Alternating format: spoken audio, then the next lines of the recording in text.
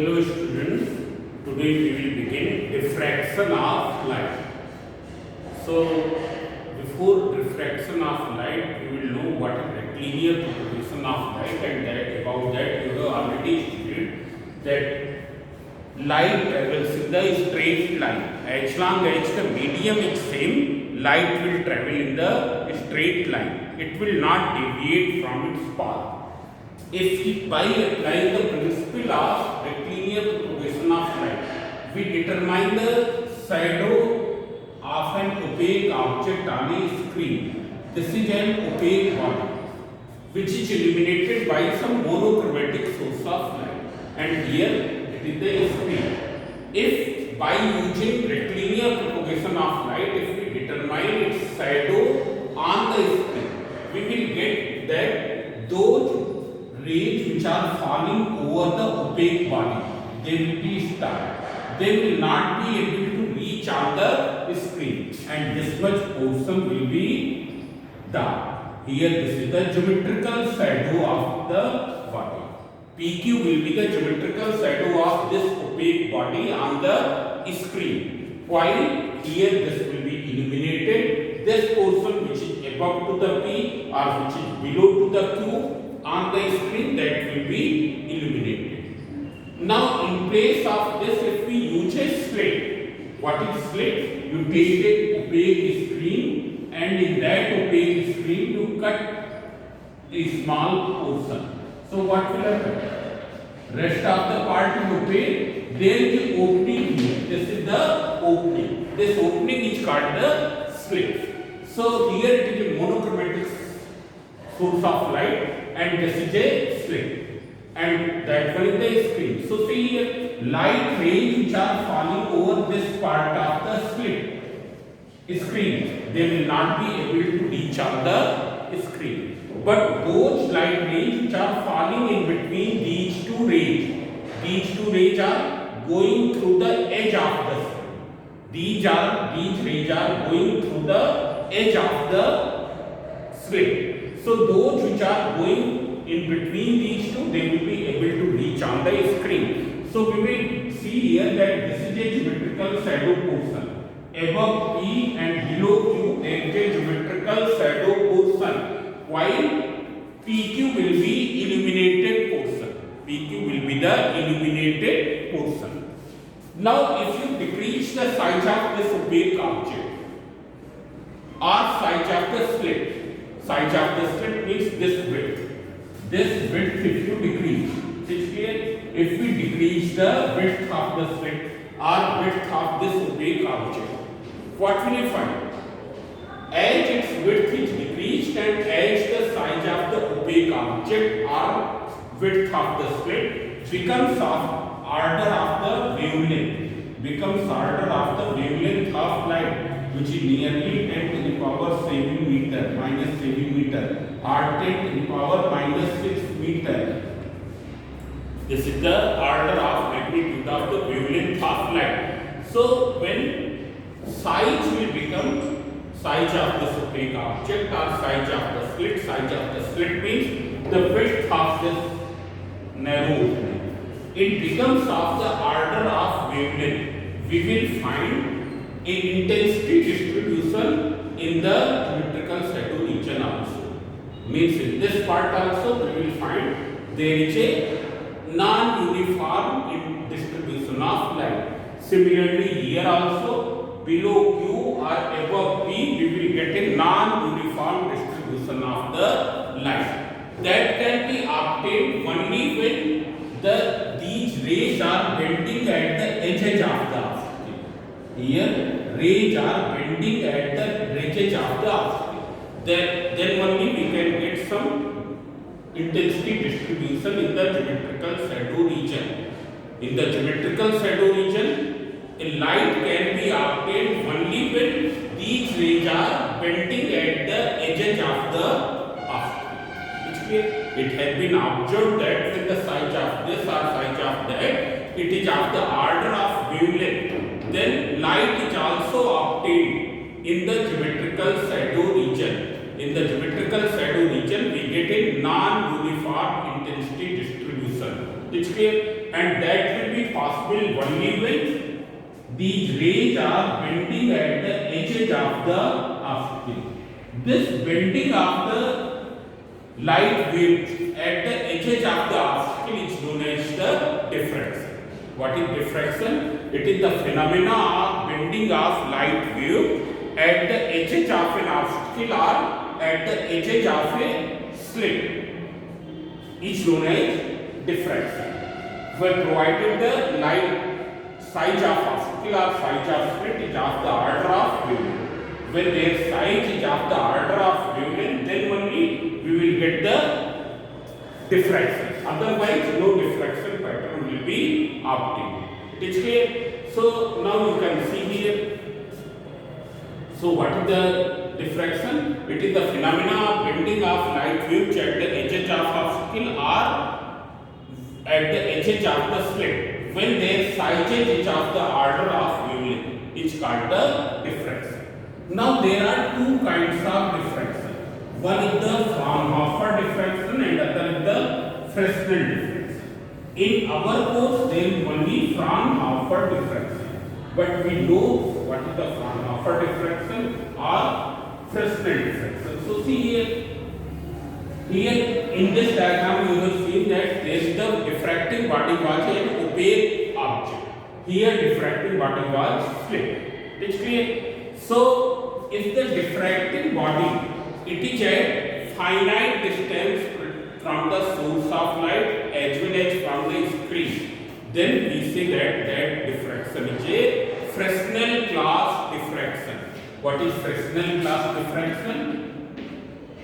Fresnel class diffraction. In the Fresnel class diffraction, diffracting body is at a finite distance from the source of light as well as from the screen. That diffraction is known as Fresnel class diffraction. And there is a Fraunhofer diffraction. Fraunhofer class diffraction.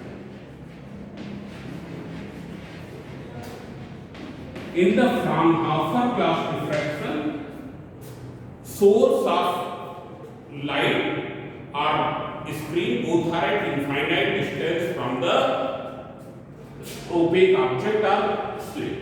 So in our course there is only Fraunhofer diffraction from single slit. Single slit Fraunhofer diffraction. Single slit Fraunhofer diffraction. For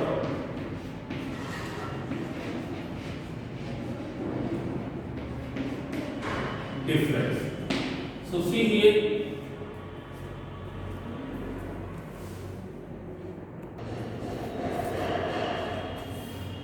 So you can see here this is the diagram of the single slit Fraunhofer diffraction. How will you achieve the single slit Fraunhofer diffraction in the laboratory? So here what is slit? This is a opaque screen, and in that opaque screen this much portion has been removed. Here this part of the screen has been removed. It's clear that you can see. So this chest here it is a rectangular slit, its width we can make equals to here slit I have made like this. So since it is a Fraunhofer diffraction, so as you know that in Fraunhofer diffraction, diffracting body in this slit, this screen as well as the source of light, it should be at infinite distance from the diffracting slit. And when source of light will be at infinite distance from the slit, then what will be? The waves which are falling on the slit, they will be parallel to each other.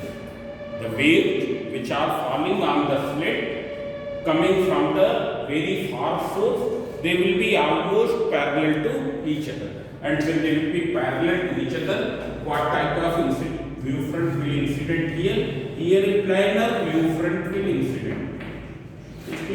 On the slit, planar view front will incident. How will you achieve this thing in the laboratory? So by placing a monochromatic source of light at the focal point of the lens, when it will be placed at the focal point, what will happen? Rays which are diverging from here after refraction will become parallel. And when they will become parallel, so the condition of the Fraunhofer diffraction will be achieved. Because in Fraunhofer diffraction, source of light is at a very far distance from the slit. This is the slit. This is the slit. And when source of light is at a very far distance from the slit, then the incident waves will be parallel. So parallel waves can be achieved by using this way. Now after diffraction, what will happen? These waves will, after diffraction, these waves will diffract in the original direction as well as they will also diffract. You can see here, there is some mistake here. They will diffract in the original direction as well as at some angle from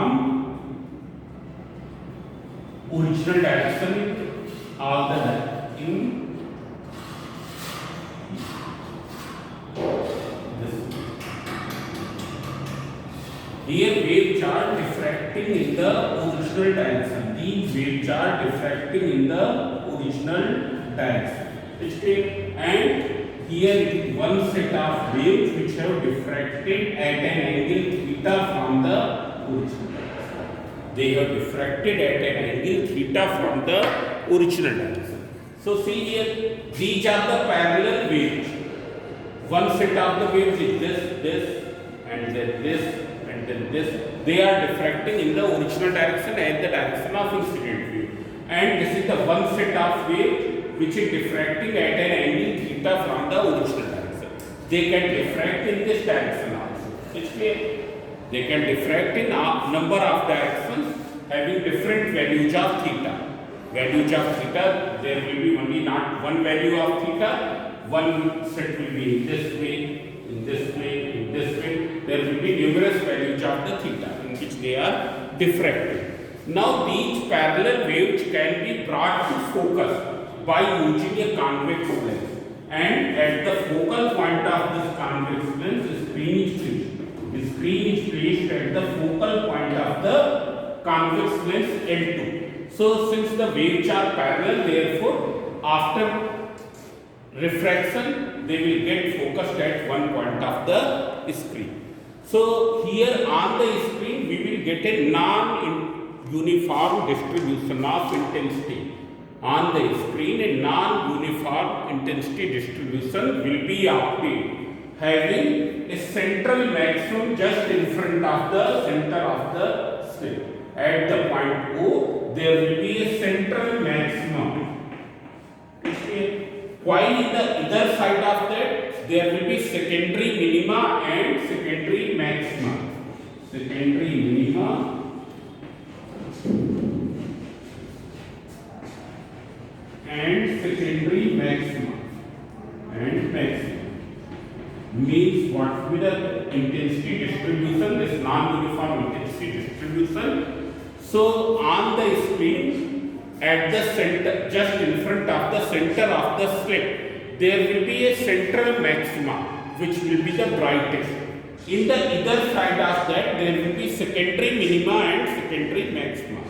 The intensity of secondary maxima will be in decreasing order.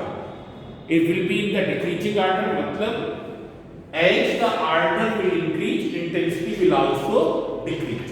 Now see here, what is the mechanism of the obtaining this non-uniform intensity distribution on the screen, which we call it the single slit Fraunhofer diffraction pattern. If we ask that what is the single slit Fraunhofer diffraction pattern, so in the single slit Fraunhofer diffraction pattern, there is a central maxima just in front of the center of the slit on the screen. This central maxima is the brightest. In the other side of that, there will be secondary minima and secondary maxima.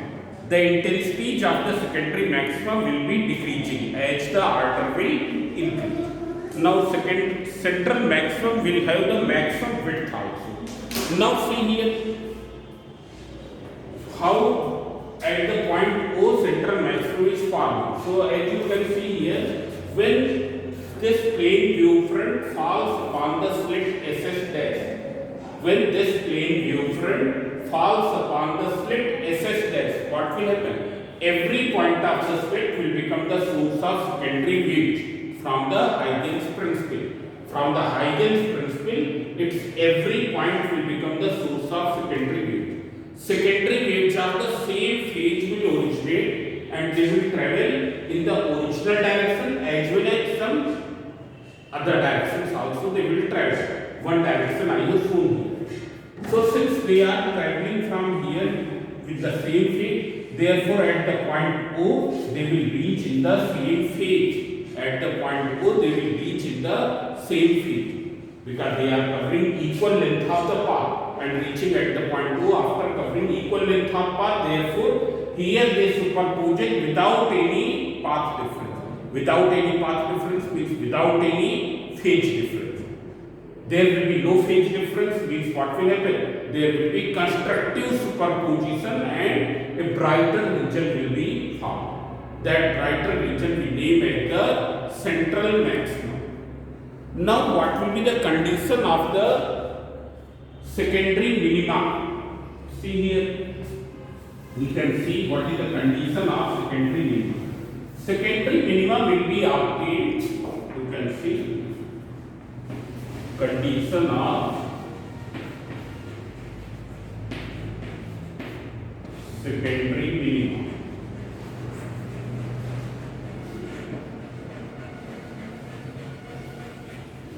So secondary minima will be obtained as you know that in interference you have seen that the what will be the path difference. Here path difference will be equal to this. If you can name this as S dash O. So S dash O not O, you can take it as M. It's clear. S dash M will be the path difference. It's clear. Path difference will be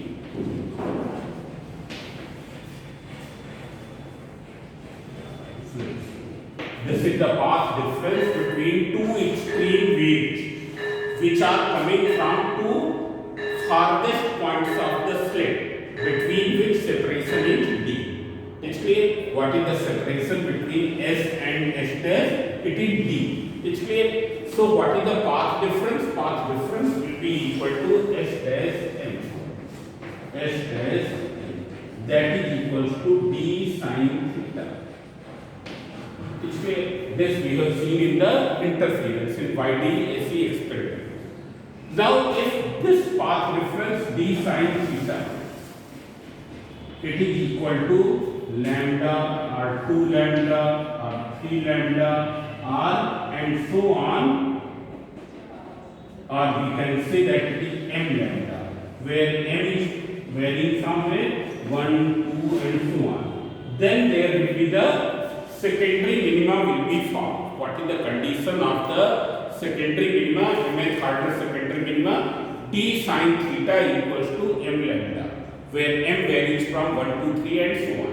At m equals to 0, there will be the central maximum. So this is the condition of mth order secondary minima. Now see here, when m equals to 1, you can see here, if you take m equals to 1, then we will get the first order secondary minima. First order secondary minima. What will be the condition? D sin theta equals to lambda. This lambda can be written as 2 lambda upon 2. Now we can assume that slit is made up of 2 equal parts. Here, for explaining the first order secondary minima, we have assumed here condition will be D sin theta equals to 1 lambda, that is lambda. Lambda can be written as 2 lambda by 2. So since it is 2 lambda by 2, so we have assumed that slit is made up of how many equal parts? 2 equal parts. Now the waves which are coming from the corresponding points of these two parts. Now what is the meaning of corresponding points?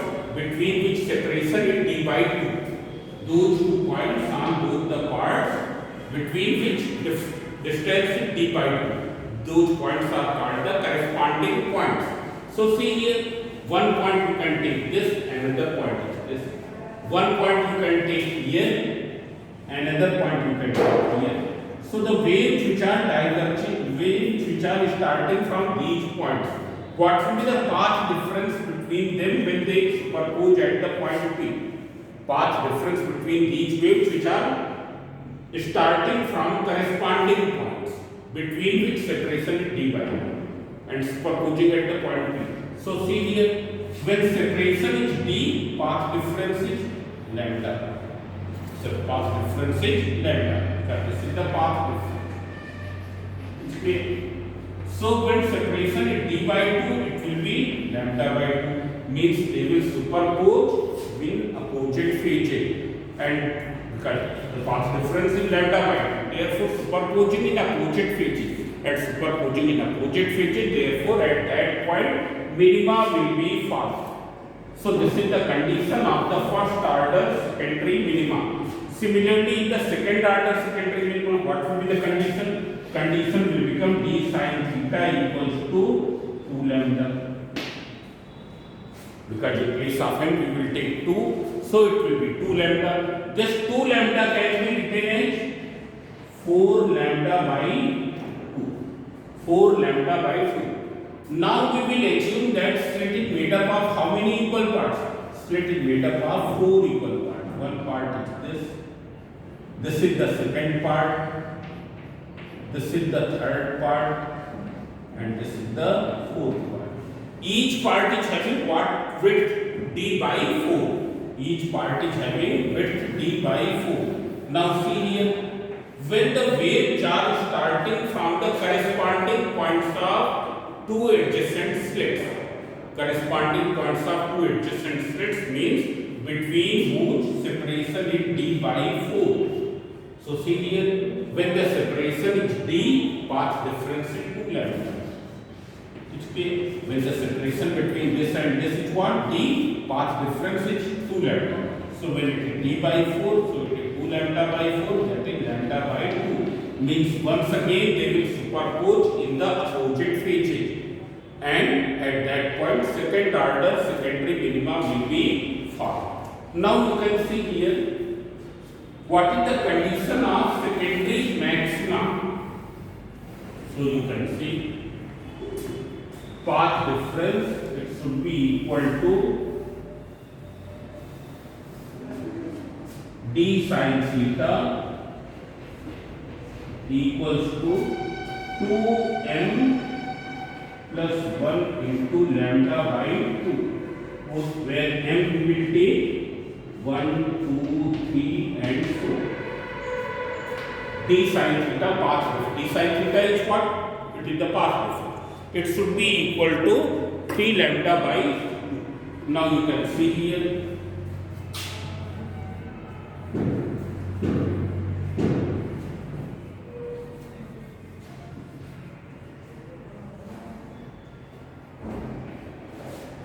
Now what is the path difference? So path difference is d sin theta from the first order secondary maxima.